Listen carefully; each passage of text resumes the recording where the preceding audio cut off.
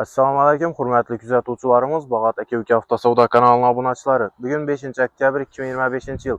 Növbətdəki savdamız Nexia 2 avtomobilimiz oldu. 2015 yılda işləb çıxarılan təyyar avtomobilimiz metan qaz yumşaq olan həmmən avaratları qılınğan Zorsa ssenədəki maşınımızın üzərimizdə xazarısı ağamız Adılbek ağamıza 50 milyon son nağd pula verdik. Ağamız dostuna əppərliyinə savda qılıb maşınımızı. Nağd pul oldu. Ağa razımız savdada? Sağ olun, rəhmət. İşləyin zəhmət. Köp aldık maşın birdən. Kanıqallı iş qılıb acayip. Rəhmət ağa. Sağ olun. İzinə bundan yaxşı maşınların belə oturuş nəsib olsun.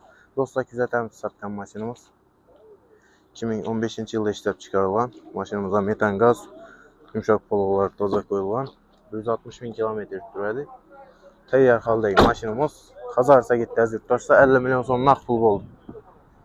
Gəl öyrəsdə şimdi 100 adam maşınla köp bemalı gəlib arzan gəliş sodakı pis tezab olar. Maşallah şəmdən maşın satış niyyətində yürgən həmmə yurttaşlarımızı salonumuza təklif qılıb qalamız. Həmmə işləriz gəlsəyizə salonumuzdan bir tikit edir. Rəhmət axırıncə güzətib barğan yurttaşlarımıza.